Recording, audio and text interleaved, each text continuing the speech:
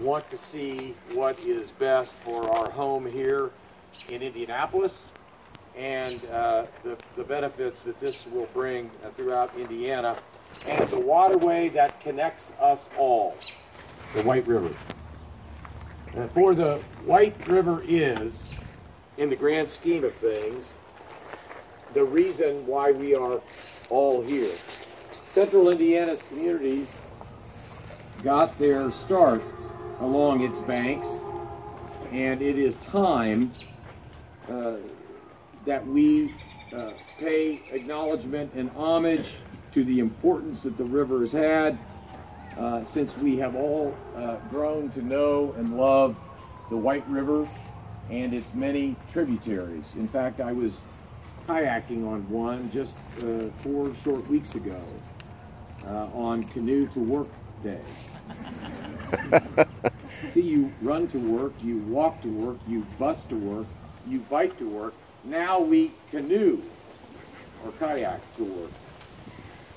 That's the history of the White River, a place where people gather to enjoy community, a place in beautiful green space to enjoy fellowship in one another. Now we are gathered here today to set forth a shared vision for the future of this river, one that will ensure that the many generations that follow will also enjoy its many amenities in their own time.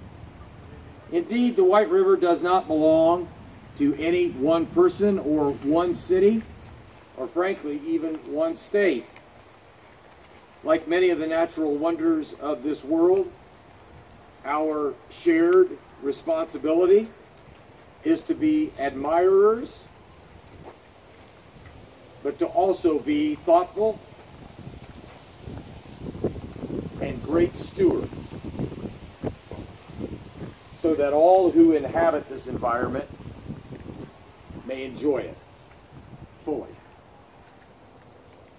In fact, I'm proud to be joined today by leaders from many areas of central Indiana, not the least of whom include City County Councilor Colleen Fanning, who represents this area. Colleen, thank you for being here. Also, I believe Councilor Jared Evans and Councilor Vop Osili are with us today. Forgive me if I've left any City County Councilors out. That's the... Oh, Councilor Miller. Where's Councilor Miller? He just walked in. You're late, Jeff. Duly noted. But thank you for joining us. And as we move forward, I'm pleased to enjoy the podium today with all of our partners in Hamilton County, and obviously representatives of Visit Indy as well, and frankly, all of those in the audience today that I have the honor of working alongside in and for the betterment of the city of Indianapolis and our community generally. All of us know, all of us trust, know and trust that the future of the White River is in the hands of those who love it, care for it dearly. So it is in that spirit that I am honored to acknowledge and introduce another friend of the White River from up north, my colleague, my dear friend, the mayor of the city of Noblesville, John Ditzler. Mayor Ditzler. Well, thank you very much. Good morning. When the city of Noblesville was approached about partnering with the White River Activation Initiative, the timing could not be more perfect for Noblesville. We're under construction of our Federal Hill Commons. That's a 6-acre urban park where people play with an amphitheater. It's there for arts, farmers market, and all of those sort of activities. And certainly the Common brings people together. And it also moved our downtown, if you will, west of the White River. People tend to think it's a barrier, if you will, but obviously it's a great asset. But the Commons did that.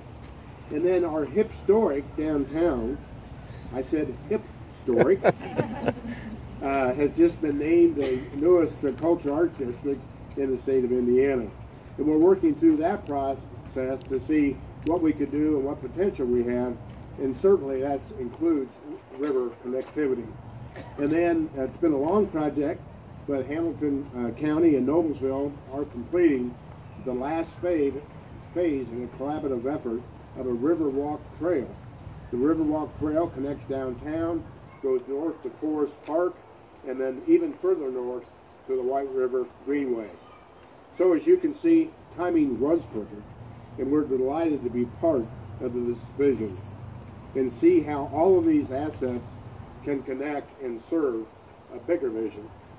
We look forward to working with all of our regional partners and enhance the White River as an amenity in this region. Thank you, Mayor Hogsett and the Indianapolis leadership for this, and I'd like now to introduce another Hamilton County person. Helping to coordinate this regional vision is Hamilton County Tourism and their president and CEO, Brenda Myers. Brenda Myers will be instrumental to Noblesville and other neighbors. It's always a pleasure to work on her projects, or with her on her projects. She is so enthusiastic, has done a great job with Hamilton County Tourism. So without further ado, it's my privilege to introduce Brenda Myers.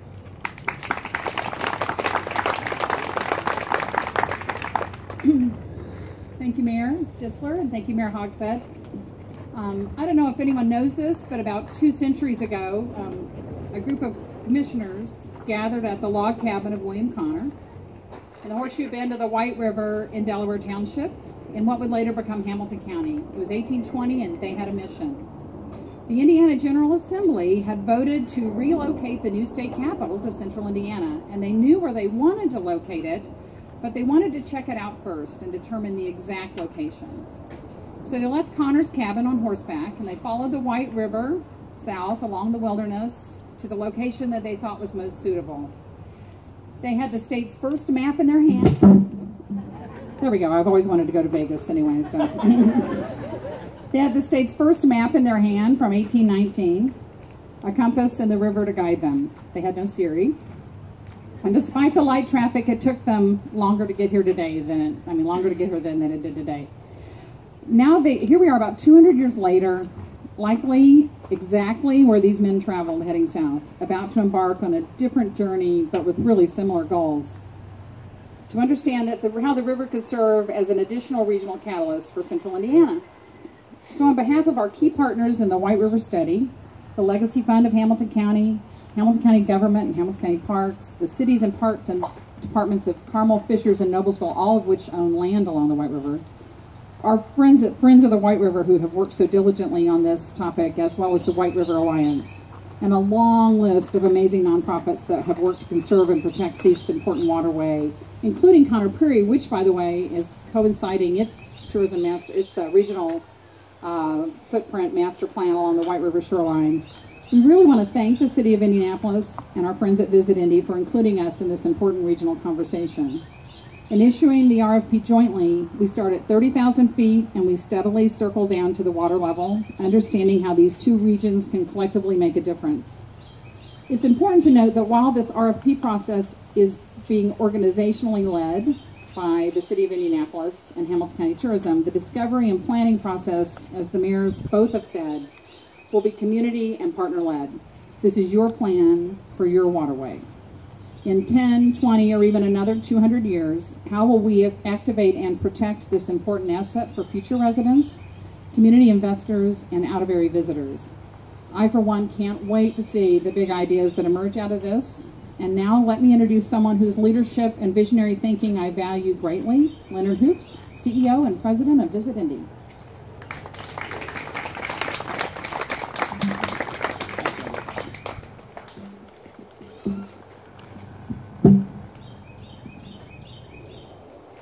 Well, normally when I speak with Mayor Hogsett here, you guys are gone by now. So I'm thrilled that you stuck around for me.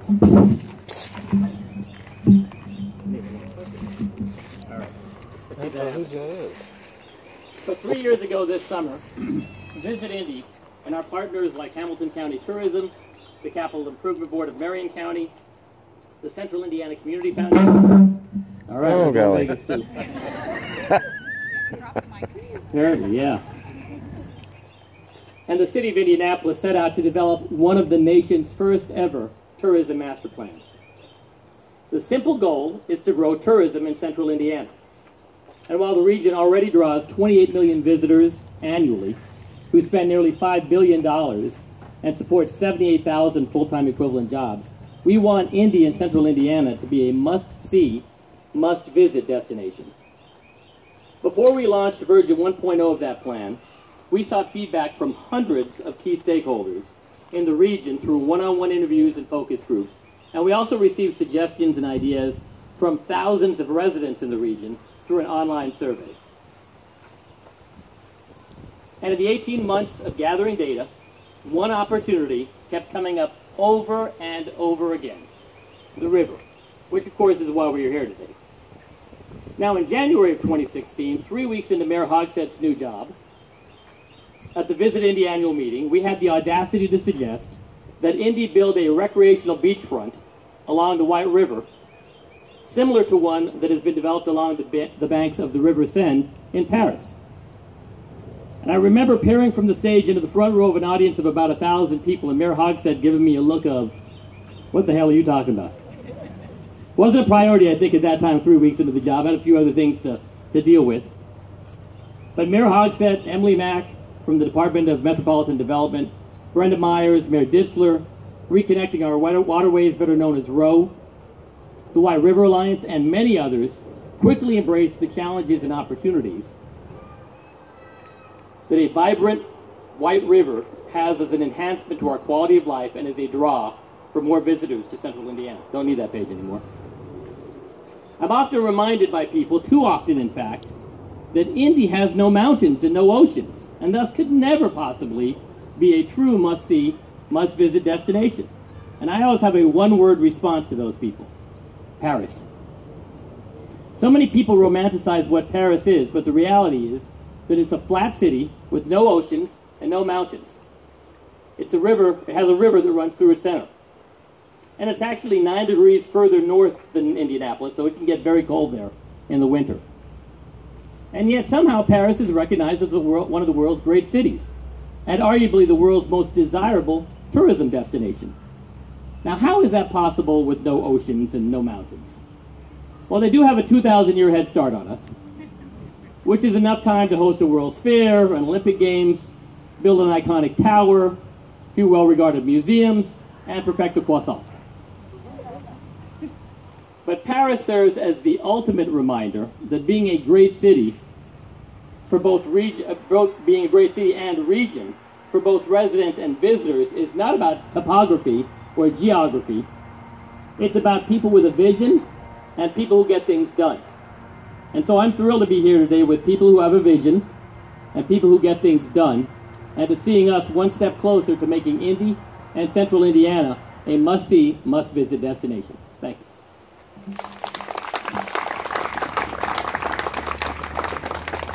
Mayor Hogsett may take some questions. Doggone it. Yeah, if there's questions from the press.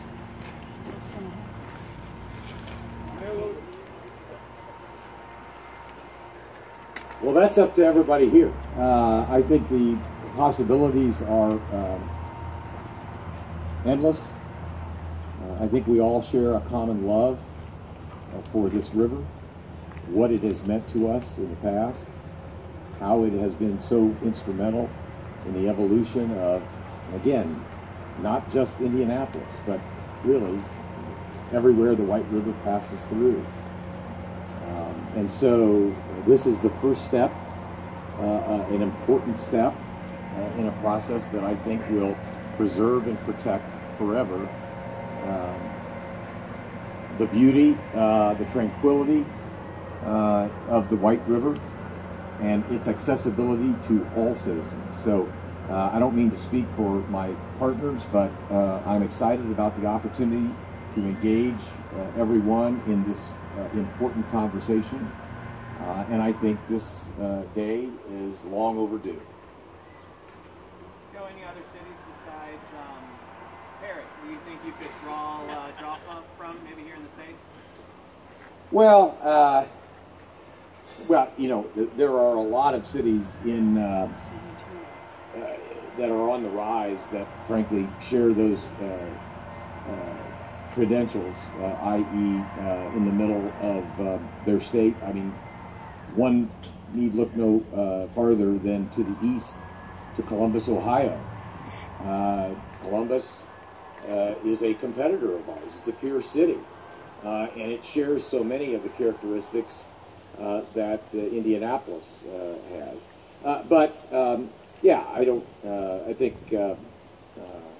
Leonard is right when he says that Paris is a good example of a city that, over the course of thousands and thousands of years, has been able to turn its assets truly into destination points. But look, I think it's important that the message that we leave here today is the message of possibility and protection, cherishing what this river means to all of us today, with an eye toward what the river may very well provide for us in the future. Mayor, water quality is certainly going to be an issue if you're looking to access the river. There's some discussion with the administration now about changing the definition about the waters of the United States. There's Clean Water Act might be rolled back. Is clean water going to be an element of this initiative? Absolutely. I think that, with all due respect to a lot of the voices, I'd even dare say, at risk of being criticized, the noise that you hear coming out of Washington in so many different ways. Look, at the local level, frankly, we ultimately, if I could speak on John Ditzler's behalf, as mayors, we don't really have time to engage in the hyper-partisan ideological chasms. That's left to people who are at higher pay grades than we are. At the end of the day, we as mayors, as local leaders, as community and neighborhood activists, we just want what is best for our communities. And ultimately, we have to get things done. We don't approach things as, this is not, by the way, and to quote John Kroll, who said it was trite, it is becoming trite, but this is not a Republican river, and it's not a Democratic river. It's a beautiful river, period. End of sentence. And it is in that spirit that we embark in this regard.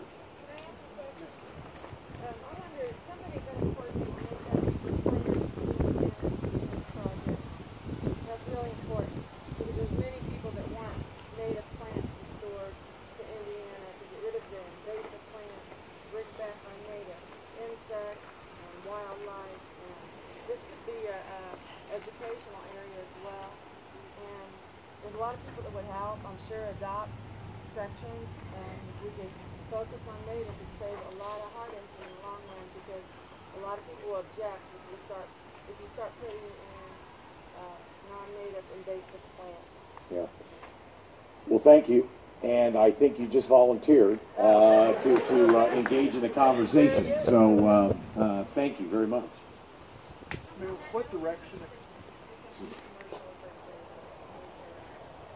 Yeah, all of those issues are going to be determined. You know, I'm sure that there are commercial opportunities, but frankly, we're not making any kind of prejudgments. We're simply going forward with an open mind, again, putting as a primary aspect of this planning the neighborhood and the community needs.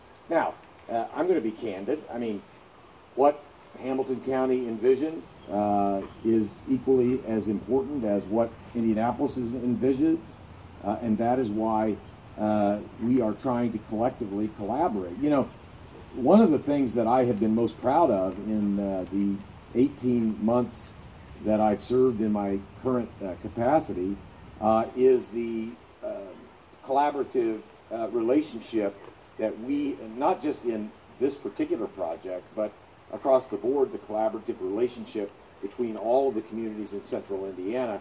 And as it relates to the White River, I would include all of the communities that are enhanced by the White River. So no prejudgments, no predeterminations.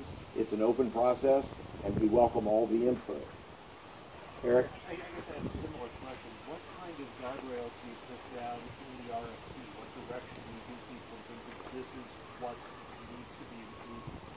Yeah, I'm going to let Emily handle that one because that's a technical question. Hi, good morning. This is Emily Mack, by the way. Thank you. So, as in the proposal, there are several things, and stakeholder engagement is a huge part of that. And so, really understanding what our communities, both in Marion and Hamilton County, want and what they want to see is a big component. There's some components that are, as I like to say, they aren't as sexy, right? So studying water quality and ecology and those types of things. But then there's very public portions of that and really understanding what our counties want to see. What are our opportunities to create a destination trail? Connectivity. And what does that look like throughout both of our counties? So really understanding what what those wants and what those needs and what those desires are is a part of all of this. So is it fair to say that people will be asked to come up with a way to connect the communities? How you do that surprise us, but that's the starting point. Yes, sir. What's the time frame on this? So the RFQ was released on Monday, which was June 26th. It will close on July the 26th. And then we will go through a selection committee process to review those statement of qualifications that come in. And then we are hoping to be in a good point to be able to award a contract in August. Well, thank you all for coming. We'll take one-on-one questions if you have them, but we really appreciate and profoundly thank all of you for coming out today because, as I said in my opening remarks, we share one common bond.